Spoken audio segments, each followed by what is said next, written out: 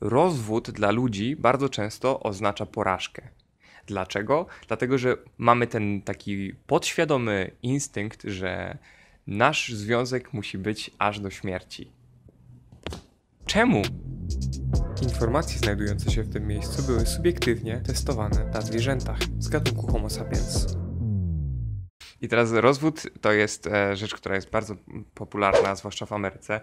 50% związków w Ameryce małżeństw kończy się rozwodem, a 65 jakby drugich małżeństw kończy się rozwodem. I think that marriage has to be disentangled from the concept of death do us part. Yes, I think that divorce as the proof that the marriage failed is the wrong conclusion. Ludzie mają poczucie, że jeśli moje małżeństwo nie jest aż do śmierci, to jest coś przegranego. I teraz rozstają się w tym poczuciu takiego wewnętrznego obwiniania siebie nawzajem, ale też tak naprawdę jakby wewnętrznej porażki. Nie udało nam się. I teraz musimy najlepiej znaleźć kogoś, kto jest winny temu, że się nie udało i najczęściej to nie będę ja, dlatego że Esther mówi, że mamy niesamowitą umiejętność do obarczania wszystkich rzeczy naokoło, a zwłaszcza swoich partnerów, jakby swoimi własnymi problemami. And then we feel ashamed about it. And since we don't like to feel ashamed about it, we hide it. And one of the way we hide it is we blame the partner.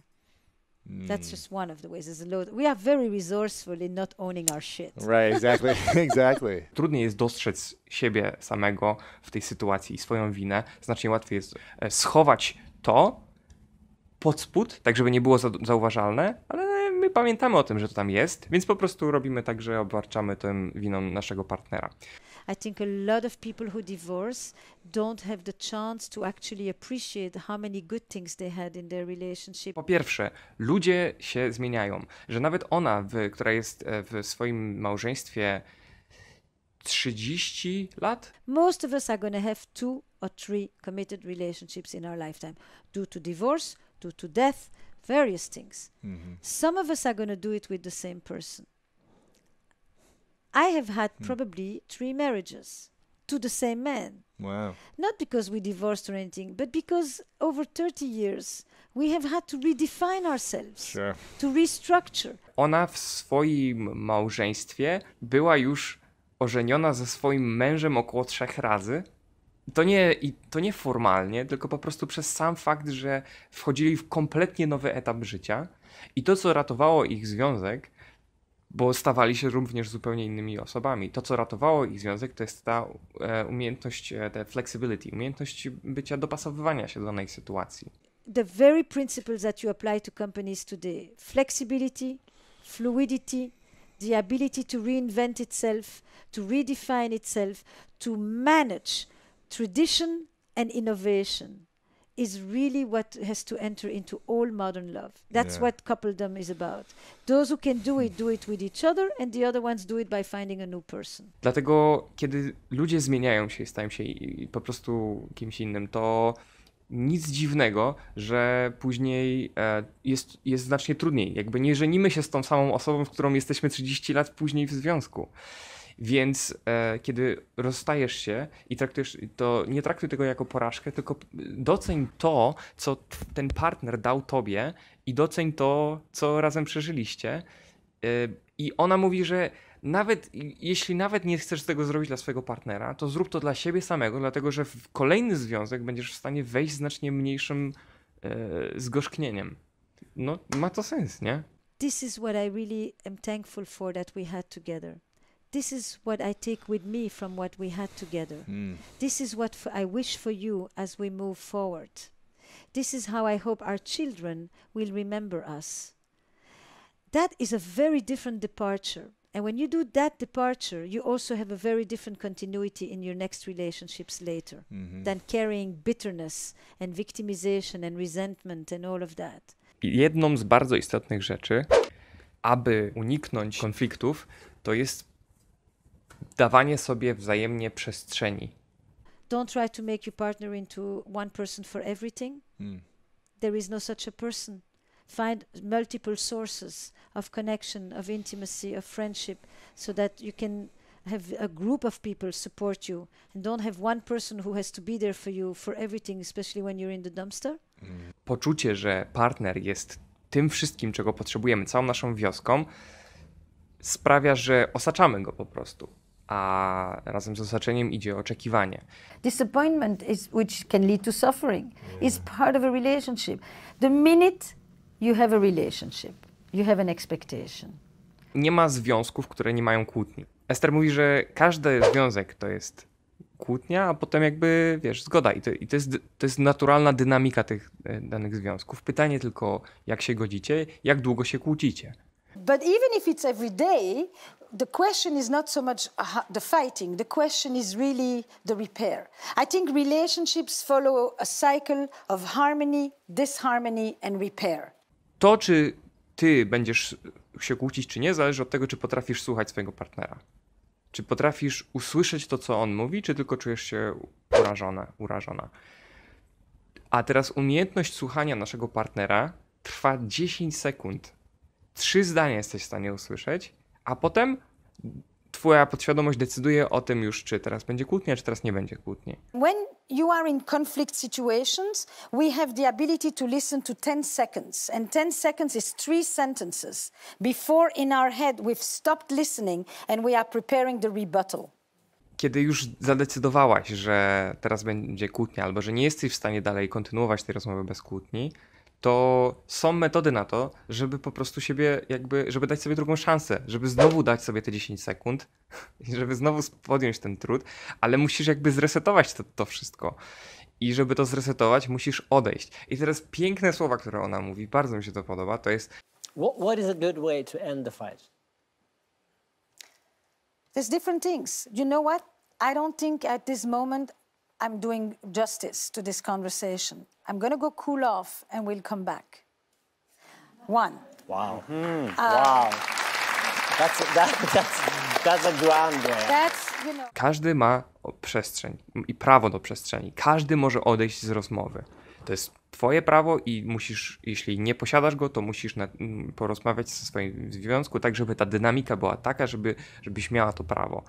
Ale kiedy ty odchodzisz, to ty musisz wrócić. And then you need to not follow me around the house. You need to let me go and trust that I will come back. The person who leaves has the right to go, but they have to be the one to come back. Warto jest przepraszać za swoją część odpowiedzialności. I actually think that taking responsibility is the ultimate freedom. Really? I messed up, I shouldn't have done this. Człowiek czuje się po prostu wtedy usłyszany, ten druga strona. Problem polega na tym, że, tak jak mówi Tony Robbins, 2 osoby kłócące się to są 2 urażone osoby, które chciałyby być wysłuchane. It's about saying it, and for that you have to be able to see that you're a flawed person who can be accountable without that becoming a major source of shame and I'm terrible. Wzięcie, czyli część odpowiedzialności za siebie, za to jest trudna sprawa, ale to daje przestrzeń do tego, żebyśmy mogli zacząć rozmawiać i słuchać siebie nawzajem.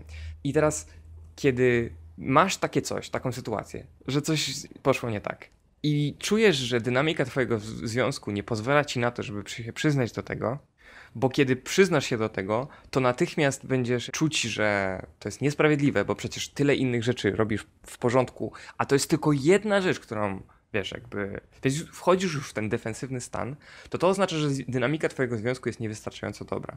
I to nie jest tylko i wyłącznie twoja wina i twoja psychika, ale to jest w dużej mierze również kwestia tego, że twój partner po prostu nie daje ci wystarczająco dużo poczucia tego, że inne rzeczy robisz bardzo dobrze.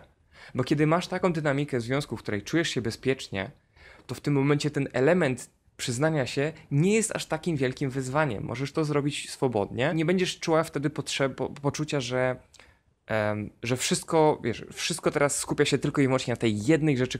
Nie masz potrzeby wchodzenia w tę defensywę, bo masz poczucie, że twój partner pamięta o tych wszystkich dobrych rzeczach. In a distressed relationship, the tendency is to highlight the negative and disregard the positive. Right. The positive is just a given. The negative will make a big deal out of it. So the one thing you didn't do becomes the whole conversation.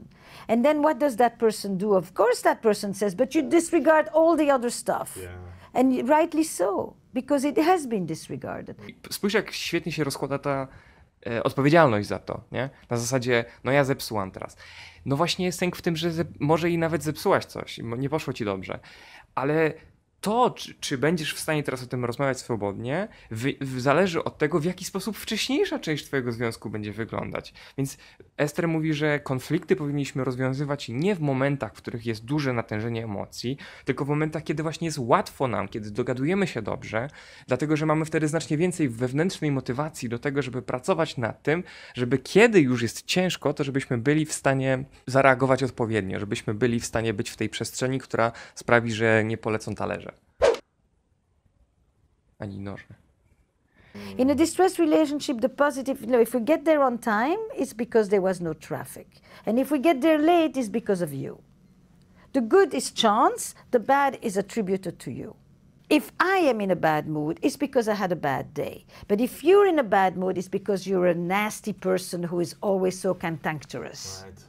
Mine is circumstantial, yours is characterological. Tony Robbins mówi, że to jest cry for help, a za to Esther mówi, że za każdą krytyką stoi życzenie. Czyli po prostu kiedy ja mówię, zepsułaś coś, zrobiłaś coś źle, tak naprawdę chcę powiedzieć, bardzo mi zależy na tym, żebyś zrobiła to odpowiednio, ale odpowiedni dobór słów, wiesz, będzie jakby kluczem.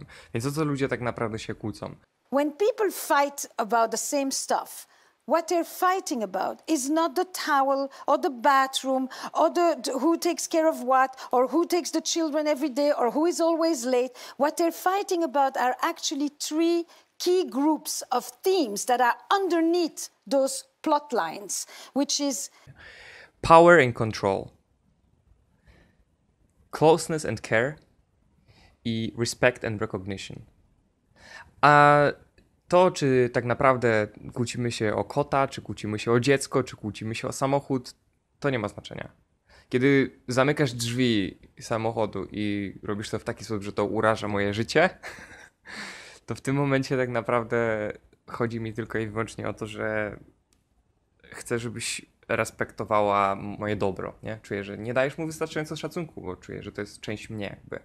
Więc pod spodem leżą znacznie ważniejsze rzeczy niż to, co nam się na wierzchu wydaje, że jest takie super istotne. I efektem, jakby dobrym przykładem na to jest to, że jak się wystarczająco długo kłócisz, to nie pamiętasz już, o co chodziło na samym początku. Dobra, i to jest, chciałbym zamknąć w ten sposób ten temat kłótni i teraz zadać pytanie kluczowe, czyli w jaki sposób mieć dobry związek? W jaki sposób mieć dobry seks?